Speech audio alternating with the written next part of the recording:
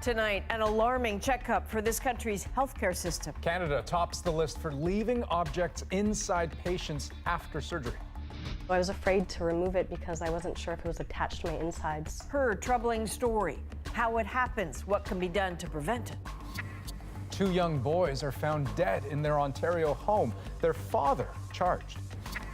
A lot of work to do to make sure that we're governing for the entire country. Also tonight, the Liberals discuss their future. Rosie and At Issue are here. And serious questions about driverless cars. There may be an app for that, but it doesn't mean it's always legal. Stop. This is The National. Well, as if undergoing surgery isn't hard enough, there is a concerning finding when it comes to Canadian operating rooms. Medical teams leaving something behind inside the patient. We're talking about sponges and surgical instruments, and over the last 5 years, the number of incidents has gone up. According to a report by the Canadian Institute for Health Information, between 2016 and 2018, more than 550 foreign objects were left inside patients. That's a 14% jump over 5 years, and behind those numbers, real people dealing with real consequences. Here's Go Public reporter Rosa Marcatelli. When Laura Jokinen went into labor last year, the medical team attached a fetal scalp electrode to the baby's head while in the womb to monitor his heartbeat. Part of the monitor was removed from the baby after the C-section. The rest was left inside the mum, stuck inside Jokinen for more than 2 months until it suddenly and painfully discharged itself. It was at that point that I reached down and felt a metal device protruding out of my vagina.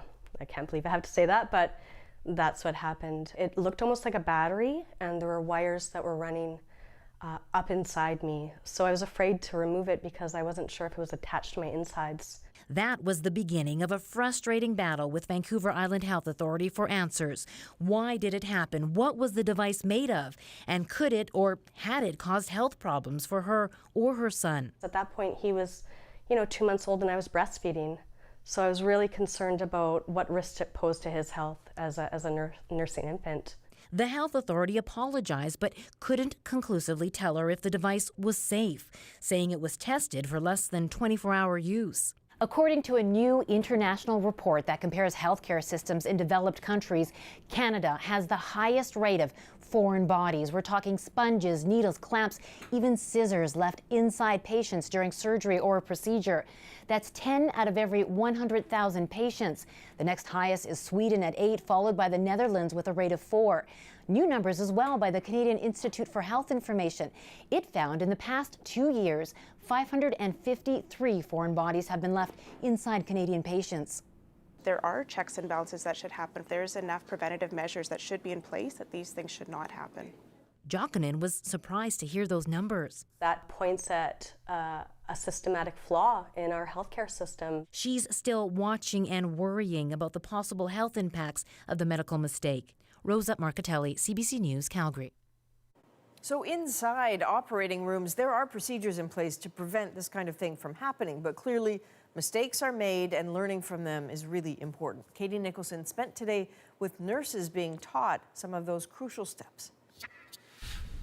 1, 2, 3, 4, 5. It sounds tedious, but as these nurses are learning, these counts are vital to every surgery. What is important to note of why the count is correct? That just means that there's no surgical instruments or any sponges or miscellaneous items left in the patient. Exactly. Moving on to sharps. Before the first incision and before the last stitch, the team counts every single item on the tray to make sure nothing was left behind. But if there are distractions or an emergency and that count is off, the pressure is on. And your circulating nurse in the room is, searching the garbages, the linen, under the table, or sometimes just recounting the sponges because they could still be stuck together. And there are plenty of hiding places inside the patient. Feel your stomach right now, it's flat, but during lots of procedures we'll inflate that, so it actually can make quite a big cavity. So that's why it's imperative that we do those counts, because when you do make a bigger cavity, it can be easier to lose stuff. It's a moment surgeons dread. It's frustrating because we know that we need to look for the missing instrument or the missing sponge. And if we can't find it, we need to take x-rays, and that adds a lot of time and frustration for the entire staff. It's one of the many reasons Dr. Theodor Grancherov developed the OR Black Box. It records audio and video of surgeries so teams can learn from past procedures and see where things went wrong. The black box has shown us things that we didn't notice before. But a typical example, one of the first things that we learned was the number of distractions in our operating theaters. So St. Michael's Hospital is eliminating some of those distractions. Other hospitals are starting to use the black box, but not all of them. 1, 2, 3, 4. So for now, these nurses will have to stick to the basics. So Katie, can we go back to something the doctor just talked about in terms of distractions? What kind of distractions? Well, you're in a pretty acute situation. There's a patient on the table that you're directing your attention to, but there are machines beeping, there are people coming and going, and that was one of the problems that they had in the surgery theaters, that too many people were coming in and out of the doors. That was a distraction, so they've limited now the amount of times that people can come in and out of the surgery theater during certain procedures. So I'm just imagining if you're at home, you've either just had surgery or about to, this is a bit terrifying. What do you look for in case you fear this has happened? Everyone knows that surgery hurts afterwards. It's going to be tender and sore. What you're looking for is acute pain, far more than what you would expect for this particular procedure, whatever you had. And also you're looking for fever. That could indicate that maybe something was left behind, a foreign body, and there's an infection. And advocate. Always speak up for yourself, yes. Okay, Katie Nicholson, thanks very much. You're welcome. Now, today's report by the Canadian Institute for Health Information zeroed in on a couple of other worries too. Women in Canada are twice as likely as those in 23 other developed countries to experience tears during vaginal childbirth. And Canadians are much more likely to experience avoidable complications after surgery. But there is also some good news. This country has one of the highest survival rates for both breast cancer and colon cancer. And the number of in-hospital deaths due to strokes and heart attacks has dropped significantly. A quiet suburban street near Toronto is the scene of shocking tragedy and incomparable betrayal tonight. 2 young boys were killed in their home, brothers, just 9 and 12 years old, accused of killing them, their own father. Ellen Morrow has the story from Brampton, Ontario. Jonathan and Nicolas Bastidas, described as sweet and mild-mannered by those now struggling to comprehend their tragic deaths. When we pass by, the parents, they always say hi to us. I'm in shock. They just never mentioned anything, nothing wrong, nothing domestic wrong with the husband. On Facebook, Edwin Bastidas appears to be a doting dad. He's now charged with first-degree murder. Police say someone in the home called 911 late last night reporting a medical emergency. Crews arrived on scene, and though there were no obvious signs of trauma to the boys' bodies, their deaths were deemed suspicious. Police have not revealed if the boys' mother made the call or their cause of death. Forensic investigators worked through the night, taking evidence from the suburban home. Police say they aren't aware of any past contact with the Bastidas family. But on what happened before the boys' deaths? Anything else to do with what transpired in the home, I can't speak to at this point. Neighbors say the family was friendly, outgoing, and that 12-year-old Jonathan had autism. Today at the boys' school, shaken parents forced to explain the incomprehensible to their kids. We'll have a conversation because I'd rather have him understand it through me than, whatever rumors are going on in the school. Back at the crime scene, fall decorations sit on the front porch, a sign of family life now shattered. Ellen Morrow, CBC News, Brampton. And charges against a Winnipeg man accused of stabbing a toddler last week have been upgraded to second-degree murder. 33-year-old Dan Jensen is charged in the death of 3-year-old Hunter Straight-Smith last weekend. Now, Jensen is not the boy's father, but dated his mother on and off. He's accused of assaulting her in the early morning hours of October 30th, then walking to the home where Hunter was sleeping. Now let's shift to a federal focus and the Liberals' first meeting since falling from a majority to a minority governing party. And so let's go to Rosie in Ottawa. I guess, Rosie, even though they did win, many were still licking their wounds today. Yeah, especially because some candidates from Quebec and all from 2 Western provinces did not win. Now, while they won't have a place in the new parliament, as Evan Dyer explains, they had plenty to say about what the recent election results might mean for the future. This is a moment to gather amongst friends to reflect. Some of those friends are here for the last time, having lost their seats. In Quebec, there's no question, I think 4 or 5 months ago, we didn't see the bloc coming up, and there are lessons to be learned from that. Bill 21, the Quebec law that bans religious symbols in public jobs like teaching, is popular in the province. Justin Trudeau publicly opposed it. Well, he took the correct stance, but it wasn't necessarily helpful electorally. And how did it impact you electorally? What were they saying? I'm here for my last time, so that's how it impacted me electorally. The Liberals lost 5 seats in Quebec, but held on to 35. In Alberta and Saskatchewan, they lost 4, but that was all they had. Perhaps the hardest loss was veteran Ralph Goodale in Regina. People were obviously concerned about economic uncertainty. That is the issue that was raising the anxiety level across Western Canada. Conservative premiers want the Liberals to cancel the carbon tax and build the Trans Mountain pipeline. Goodale says one of those 2 things will happen. A majority of Canadians on election night voted very clearly for the completion of the Trans Mountain expansion. A very strong majority of Canadians also voted for more vigorous ambition with respect to climate change. We already have 3,000 people working on the line. There'll be 4,000 people working on TMX by December.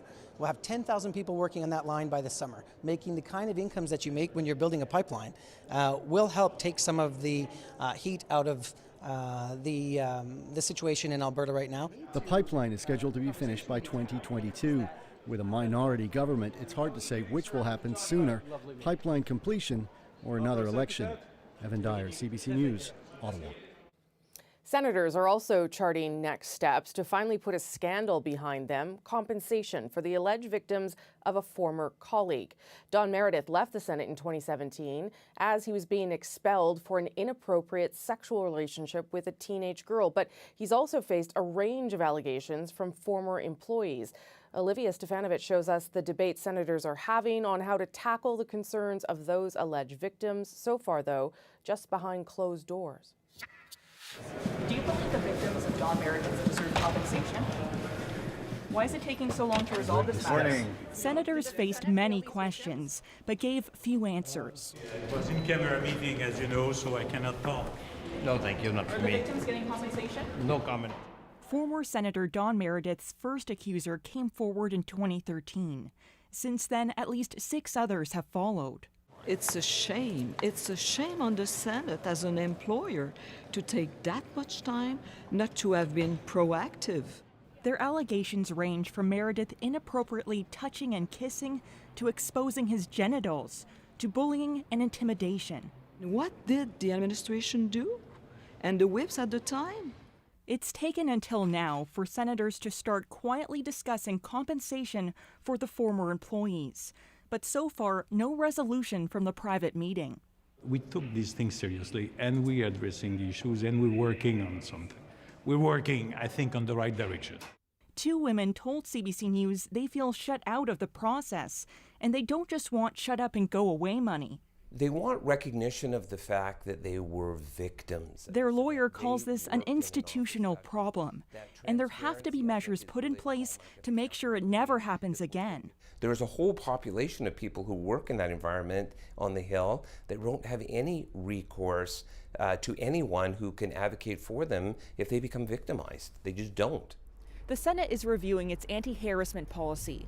What the women say they want more than anything is inclusion, to be part of that change. Olivia Stefanovich, CBC News, Ottawa. Much more to come here from Ottawa. I'll be back in about 15 minutes with At Issue, my favorite day of the week. Andrew, Chantal, Althea are all here. Until then, back to Toronto.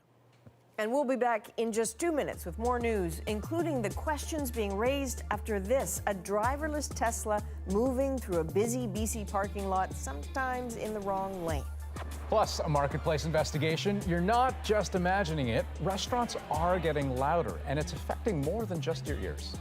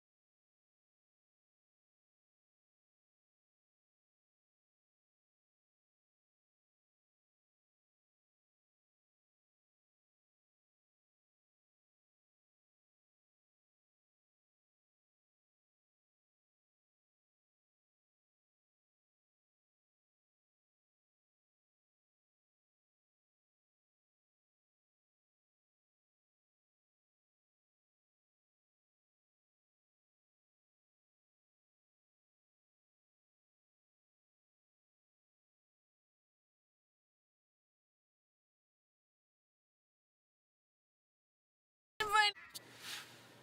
Okay, so they look like something from the future, but cars that are completely driverless are suddenly here.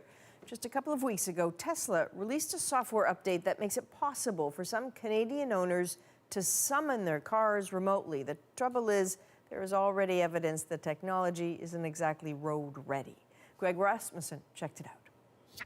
And if I want to bring it to me, I'm going to tap on the word summon. So there, it's going to start moving on its own. In this mostly empty parking lot, Tesla owner Peter Levy shows how the feature is supposed to work. And it's got a little bit more to come. It's pretty accurate. Although it's working here, Levy and others say it's not ready for crowded parking lots bustling with other vehicles, stop signs, and pedestrians. But at the moment, I would not trust it if I was to set it loose in a busy parking lot. I would be a complete nervous wreck. This video caused a sensation earlier this week. A car driving by itself in a busy Richmond, BC parking lot, crossing yellow lines, confusing bystanders. One of many videos showing scrapes and near misses since the feature was introduced. Stop, stop, stop, stop, stop, stop. Asked about self-driving Teslas, the Insurance Corporation of British Columbia stated, currently BC laws do not permit driverless vehicles on our roads. A vehicle being driven autonomously in a shopping mall parking lot is not allowed. Although driverless technology has been talked about for decades, little has been clarified or tested in court around many issues. Right away, the BC government and probably governments across the world are going to be looking at legislating quickly to address this. Making sure it's safe comes down to provincial and federal agencies, as well as the automobile manufacturers, all saying basically it's a work in progress. Back in the parking lot, Peter Levy says he's confident features like this are the future, but it will need some tweaking. The Tesla offers it so that people can be beta testers. They can help to improve it over time. So you're a guinea pig? A guinea pig, absolutely a guinea pig, but we're willing guinea pigs because we want to see it succeed. Transport Canada says the technology is being monitored and that whether you're actually sitting behind the wheel or pushing a button on your phone, you're still responsible for your car. Greg Rasmussen, CBC News, North Vancouver. Okay, among the other stories we are following tonight, Health Canada says there are 2 new probable cases of vaping-related illness. These latest ones are in British Columbia, making 3 in all in the province, and countrywide 7 confirmed or probable cases of severe lung illness. The federal government is investigating the connection between vaping and serious health problems, and a number of municipalities across the country are looking into regulating the practice. Toronto superstar rapper is looking to capitalize on his global brand in the cannabis business. Drake has made a deal with Canopy Growth. That's Canada's largest cannabis producer. Together, they're launching More Life Growth, which itself will be a licensed cannabis producer, and Drake will own 60% of it. Canopy Growth has made quite a business of partnering with A-list celebrities. It's previously linked up with Martha Stewart, Snoop Dogg, and Vancouver native Seth Rogen. In Quebec, a student has had her residency application refused because she didn't demonstrate enough of a grasp of the French language, except that student is from France. C'est comme une avalanche qui... Like being hit by an avalanche, she says. Émilie Dubois had just completed her PhD at a francophone university in Quebec City, but her thesis included a chapter in English because it was published in an English language scientific journal. But because the thesis was not entirely in French, the province said, you have not demonstrated you have the level of French required to be considered for permanent residency. Ministry officials now say the decision is being reviewed. And Ottawa's sports community is bracing tonight for another hard hit. The city's professional soccer club is reportedly set to announce it will suspend operations. It's still unclear whether Ottawa Fury FC will fold permanently or just for one season. But the team's ownership group says it will be making a major announcement about the club's future tomorrow. This follows news just last month that the city's baseball team would also be ceasing operations as they look for a new league to play in. All right, so time for a quick break. Up next, a CBC Marketplace investigation. It's not just about what's on your plate, why noisy restaurants could be harmful to your health. And later, a moment of kindness inspires a Cape Breton community to help a senior citizen in need.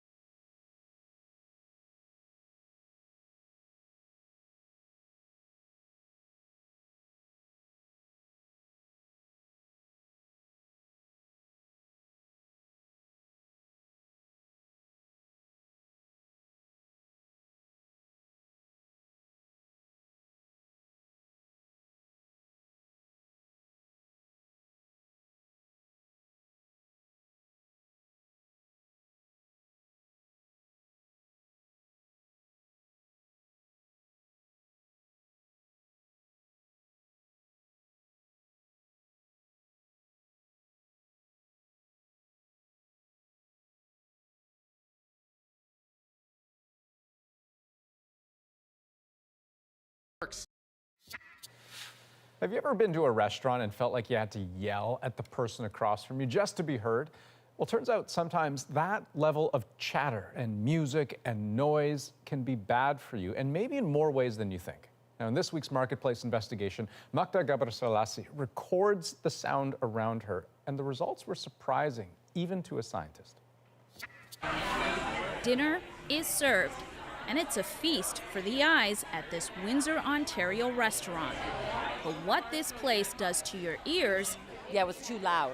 Yeah, that I was screaming to talk to the rest of the table. Even the owner thinks it's too loud, but it comes with the restaurant's modern design.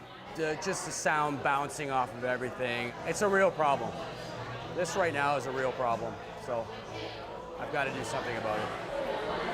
We measured the noise levels using an app.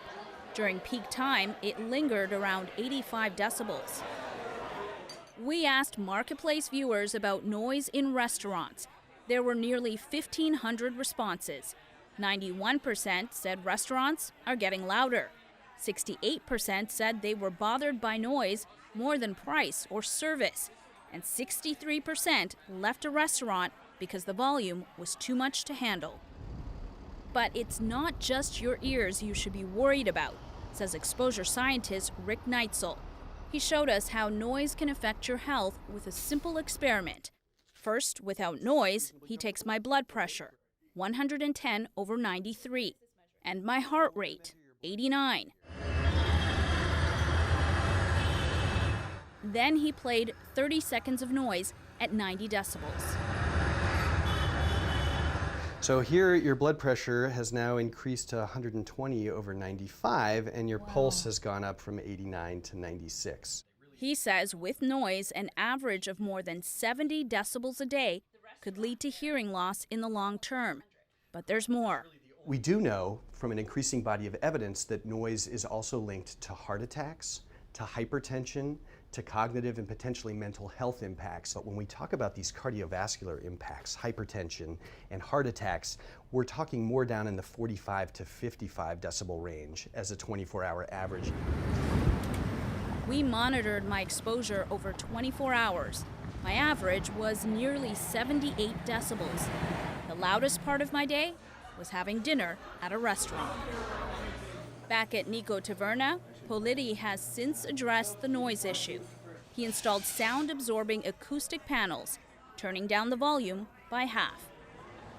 Magda Gabrielasi, CBC News, Windsor. Now, as Magda mentioned, Marketplace did ask viewers which restaurants were noisiest in their city, and the restaurants that got the most mentions were put to the test. To see the results, you can tune into Marketplace tomorrow night. It all starts at 8 p.m., 8:30 in Newfoundland on CBC Television.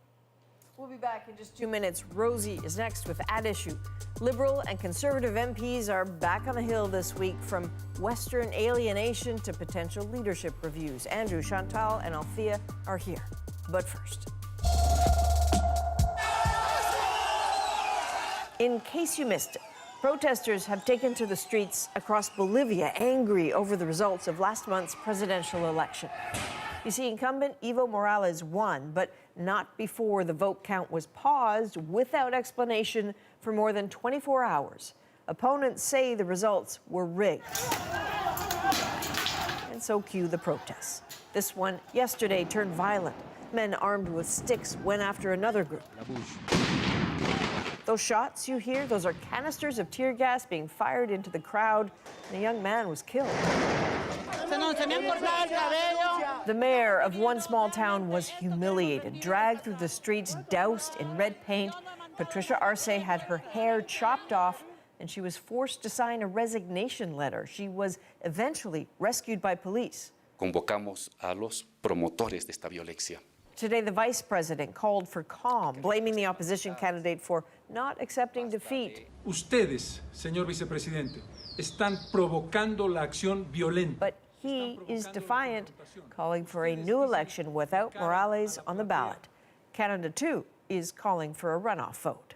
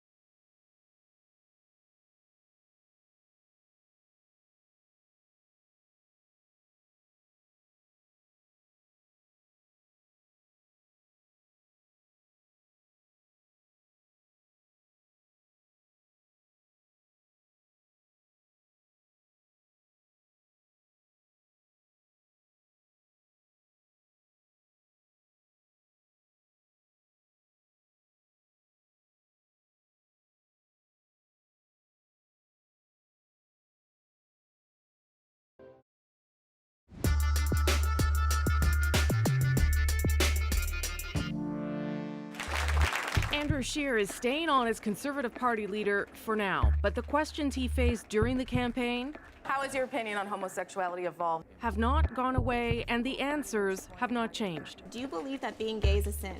No, look, we made it very clear during the election, in the last few months and years, our party is inclusive. We believe in the equality of rights of all Canadians. So is Scheer the right person to lead the party in this minority parliament and into another election? What do the months ahead look like for the Conservatives? Adushu is here to talk about that and more. Chantal Hébert is in Calgary tonight. Andrew Coyne is in Toronto, and Althea Raj is also in Toronto tonight. Good to see everybody. So it was an interesting press conference yesterday. A couple things struck me.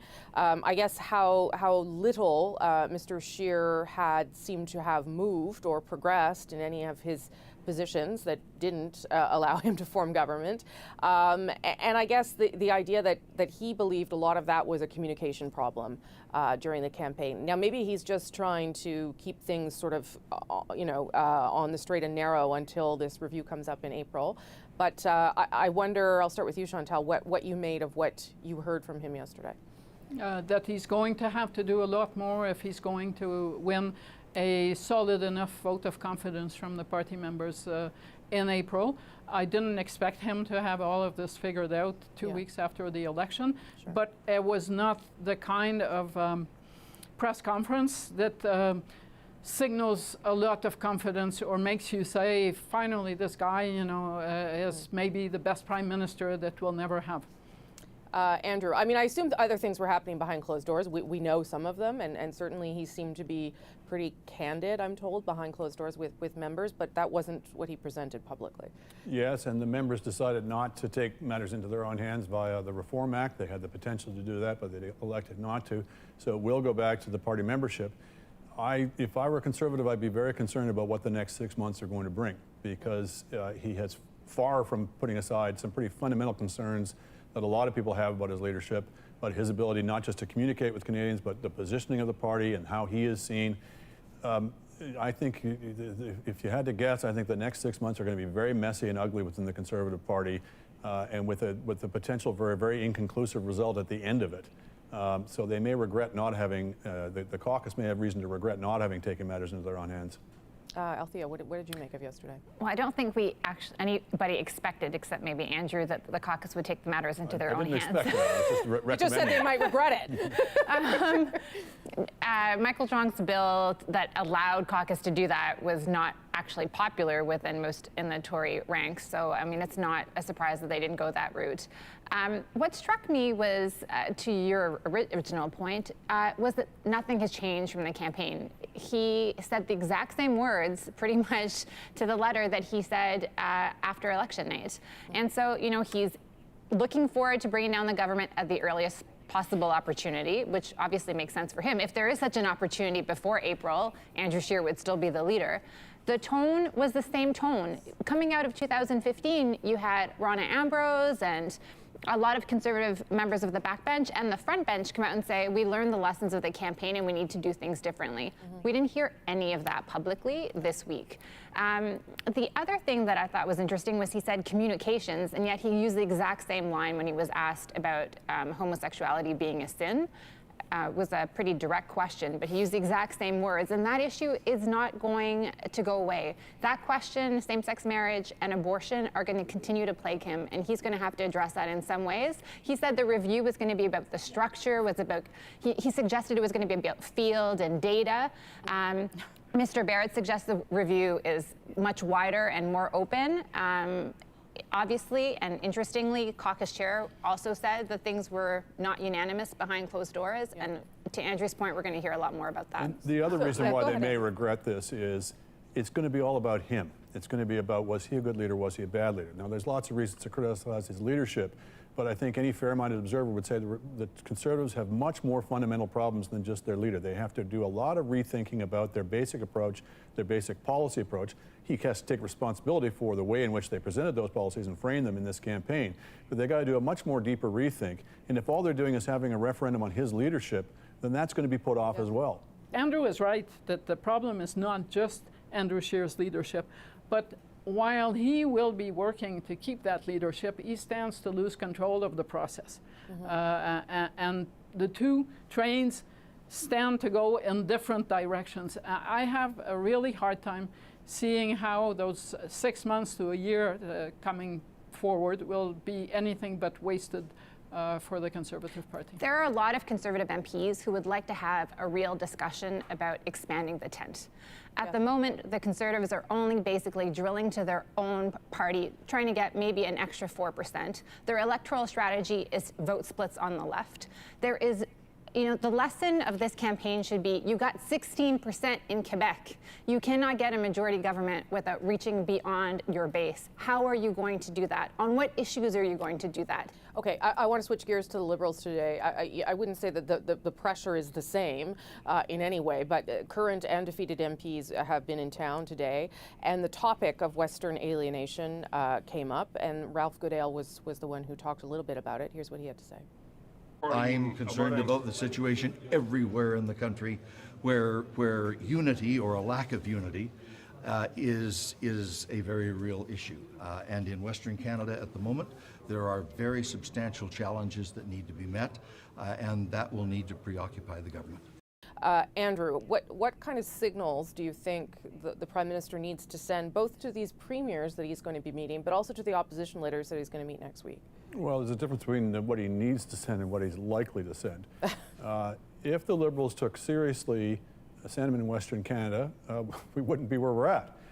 The brutal fact of the matter is they don't need to win a lot of seats in Western Canada to form a government. As long as you can get 3/4 of the seats in Ontario with 40% of the vote, you're halfway to a majority right there. So they historically, going back for decades, Liberals have never really made a priority of trying to understand or reach out to the West. The numbers have changed over the years. It's more important to them politically perhaps than it might have been in the past, but not enough. And so yes, if you look at his reaction since the election, I mean, the Encana thing happened and not a peep out of them. They don't seem to be changing their course at all in the signals we're getting out of the course of the cabinet, et cetera. I mean, they think that this was a referendum on climate change and they won. It's just that a lot of the votes went to other parties, but parties on the left. They think they ran a pretty good campaign given the challenges they faced with blackface, et cetera. They don't seem to be in a hugely reflective mood as a result of that. And so I'm sure he'll be reaching out to these premiers because he has to. But I'm not sure it's going to be really the kind of life or death thing that people are perhaps urging upon them. But he too is going to have to square a circle that's not easy to square. Yes, they need to somehow find a way to be as attentive to the prairies as they are to Ontario and Quebec. But Mr. Trudeau has a minority government now that depends for its survival on parties that actually wanted to stop building pipelines, that go further with the carbon tax. And at some point, the first and foremost concern of the Liberal government is going to be, one, to ensure the survival of the government, and two, to be in a good place to win back a majority sooner rather than later. So how you're going to reconcile managing what is happening in the prairies and the political needs of the Liberals that do not ride on what is happening in the prairies is going to be difficult. And you can even say it stronger is they see their route back to majority in Quebec, not in the West. Yeah, I mean, it might even be impossible, what Chantal has laid out there. Althea, go ahead. Well, you also have two premiers in Alberta and Saskatchewan who want a fight. And while the Prime Minister's office may say that the Prime Minister wants to sit down and find common ground, and maybe there'll be something in the budget that's an indication of an opening of some sort, it's hard to see where that common ground can be found, to Chantal's point, because the takeaway for the people around Justin Trudeau seems to have been that this is a government and a parliament that should be more progressive and more focused on climate change. And right now, the discussions internally are as much about what to do about Quebec. Should they have a Quebec lieutenant? How to address some of the fact that they lost a bunch of seats and they didn't have the gains that they were hoping to have. And they have the bloc now, and they're fighting with potentially Premier Legault. That is as much a preoccupation in some ways, if not more so, than I'd say how to get a foothold back in Western Canada. So those meetings he has next week, Andrew, with the opposition leaders, how important are those to showing them that he is committed to sticking around a little while. I imagine it's mostly just to nail down what are the areas in which they can work together. It's going to be different issues. It's pretty clear that they're going to go issue by issue, bill by bill. Yeah. There are different bills in which they could find different support from different parties. So as we've talked about, there was a 2/3 majority in this election for carbon pricing, but there was also a 2/3 majority for pipelines. There was a 2/3 majority to cut taxes at the bottom end of the spectrum. So they'll find their support where they can. Just back on the premiers, it's going to be interesting to me to see what role, if any, premiers from Manitoba and Ontario are going to play in this. Given Alberta and Saskatchewan have staked out such fierce opposition, Doug Ford in particular, that government has been trying desperately in the last few months to stake out a somewhat more moderate approach to things. There's an opportunity for him, if he seizes it, to try to be an intermediary perhaps between the federal government and these more antagonistic premiers. The takeaway in the Ontario Premier's office has been that a lot of the seats that he won went back to the Liberals. And they were Liberal and they went PC and provincially, but they went federally Liberal. And I think that surprised some of them, realizing that maybe it wasn't Mr. Ford's message, but really just the hatred of Kathleen Wynne that won them, and that there is now a partner here that they might be more flexible to work with than they would have been 6 months ago. Okay, last word to Chantal. I am hoping that it didn't take the federal election for Mr. Ford and his party to realize that they owe power to fatigue with the Liberals and Kathleen Wynne. But to Ford's probable satisfaction, he can at least say that he didn't put his name on the federal ballot. Okay, we'll leave it there. Thanks, everybody. I'll see some of you next week. Before we go, be sure to subscribe to At Issue, the podcast, for extra content. This week, we are going to talk about Elizabeth May stepping down as Green Party leader. That, too, happened this week. Look for it on iTunes, any major podcast app, our website, cbcnews.ca/thenational. And when we come back, a new name could soon enter the race for the White House. Plus, why the fight against climate change could soon end up in your kitchen. See you in 2 minutes.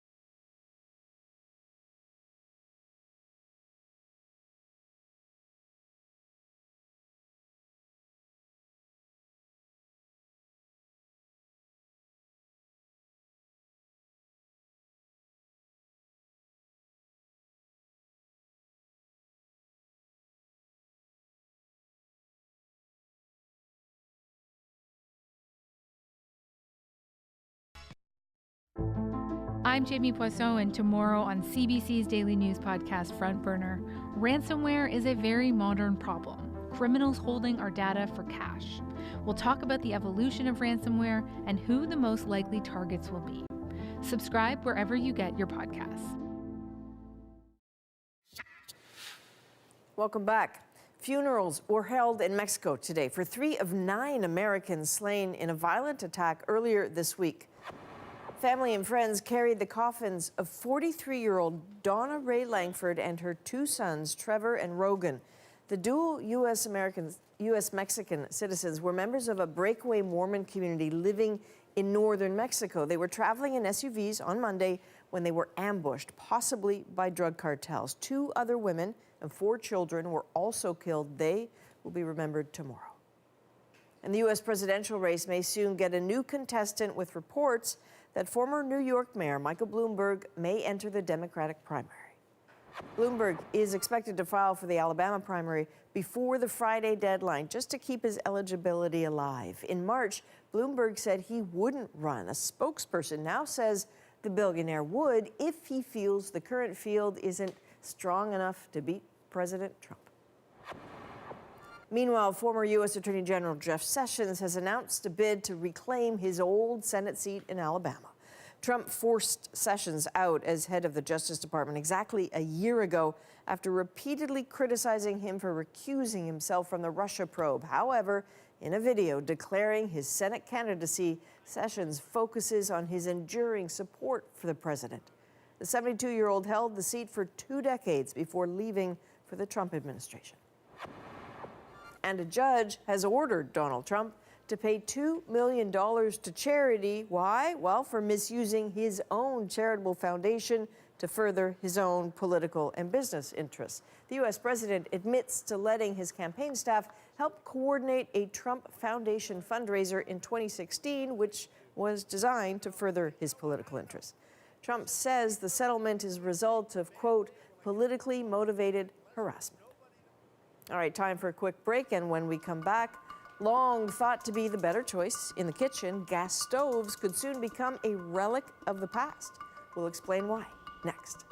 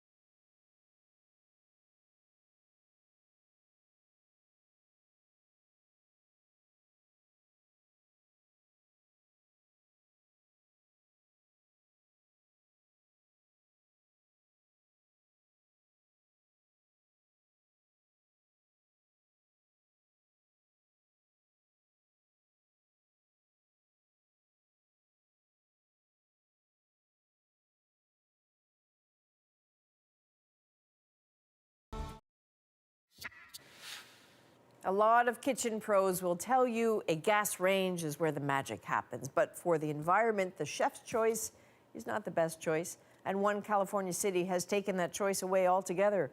Kim Brunhuber takes us to places where the future is all electric. This house, it's not a home. It's something called the Smart Energy Experience. So I'm pouring my chocolate chips in. A showcase set up by Southern California's largest electricity supplier. And right here we have an induction cooktop for residential use. To convince customers to switch to energy-efficient electric appliances. Because we're not burning gas, we're not releasing natural gas emissions, we're not creating any additional greenhouse gases. It might take more than that to persuade Californians to trade in their beloved gas stoves for electric. I could leave my hand on here all day. But eventually, many may have no choice. Motion carries. This summer, Berkeley, California became the first city in the U.S. to ban natural gas from all new building construction. Now, more than 50 other cities and counties are considering similar plans. There was a time where natural gas was considered a cleaner alternative to dirtier sources such as coal. But these days, he says, natural gas from buildings has become the second largest source of emissions after vehicles. Methane, when released in the atmosphere, is 84 times more potent a greenhouse gas than carbon dioxide. That's why Santa Monica has become one of the latest cities to pass its own measures against natural gas. What sticks are available so that people are incentivized? Despite some opposition from citizens. But you'll continue on with your social engineering and taking away the residents' freedom of choice. And one powerful ally. Powerful, clean, natural gas. Who doesn't believe in climate change. In the absence of any federal action, we are seeing local leaders, both cities and states, stepping up to really show what climate leadership looks like. Advocates say limiting natural gas is the only way cities will meet their climate change goals. And then there's the threat of leaks. In 2015, more than 100,000 tons of natural gas leaked from a storage facility in LA County, the second largest environmental catastrophe in the U.S. after the Deepwater Horizon spill. So when Berkeley took the first sort of big, bold action, the rest of us said it's possible, right? And we said, not only is it possible, but it's not something that we have to wait 5 years to do. So unlike gas or... City officials say they're not going to rip gas stoves out of the residents' kitchens, but they warn eventually cooking with gas in your home will be as obsolete as cooking with wood. Kim Brunhuber, CBC News, Irwindale, California. Our moment is after the break. When we come back, how a fake lottery ticket led to a Cape Breton woman getting an upgrade on her house.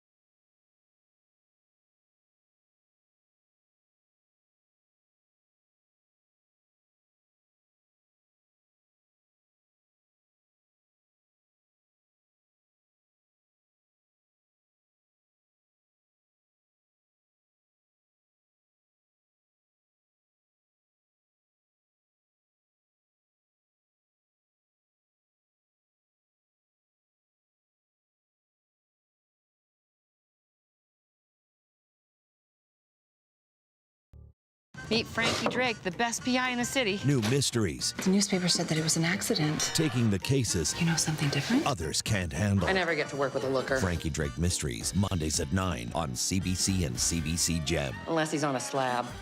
Johnny, nice to meet you. What are their names? Oh, I'm Johnny.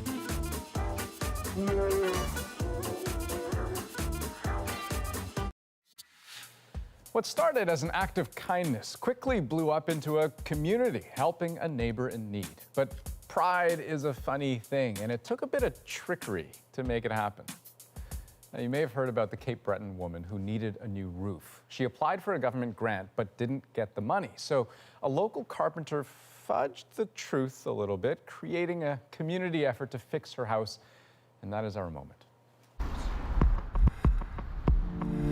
He's awesome. All his crew is awesome. They all are, and I can't thank them enough for what they did. I had made up a roof draw, like a raffle, to enter her in, and you know, we weren't going to actually publicize the raffle or anything like that. The ticket was just for her. We just needed her to, you know, get past the pride thing and allow us to take care of the job.